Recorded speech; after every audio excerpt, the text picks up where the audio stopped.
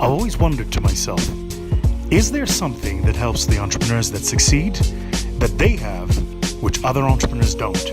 Welcome to my masterclasses. Warning, this is the High Performance Zone. And this is where I want to start.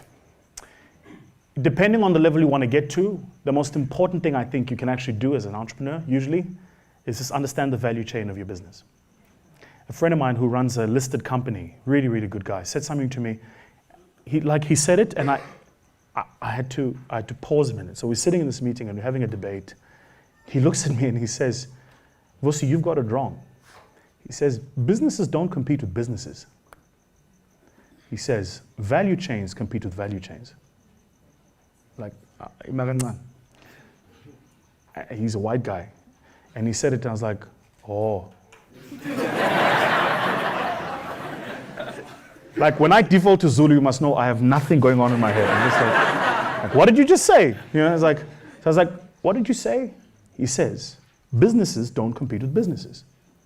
Value chains compete with value chains. Build the value chain. Around the value chain, you can build a business. So then you got to go, what's the most important part of the value chain? If you're running a business where marketing and branding is not important, stop spending money on websites. You're wasting time. You got to build the value chain that's important. You realize that there's things you do every day, businesses you use every day in your everyday life, and you've never seen a website for that business. Like not never, not ever. Not never, ever. But you're on it every day you use this business.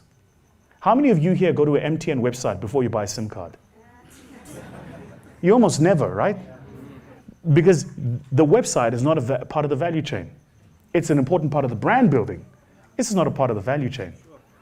So then you got to go, so if I were to compete with MTN, and I'm much smaller with less money, where should I be putting my money so I can challenge them on the value chain, not the business? In every business, there's a value chain. And here's how you got to understand the value chain, which is where I want to start.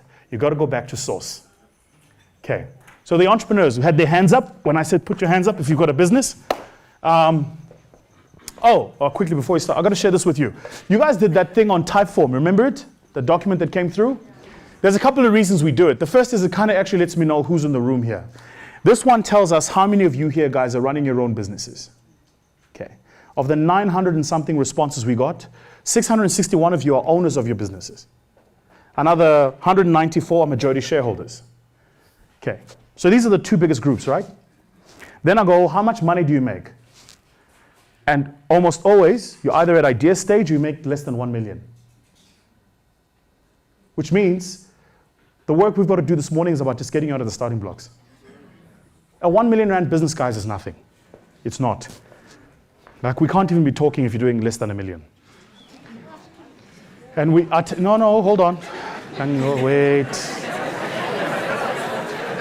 Remember, leave our egos at the door, remember? Here's why we can't talk. I'll tell you why. 1 million rand, there's 12 months in a year, so 12 goes into 0.8 times. So you're doing 80,000 rand a month. An average month has 4 weeks in it, you're doing 20,000 rand a week. An average week has 5 days, you're doing 4,000 rand a day. You work 10 hours a day, you make 400 rand an hour. 400 bucks an hour. No, imangangane, guys. No, come on. Right?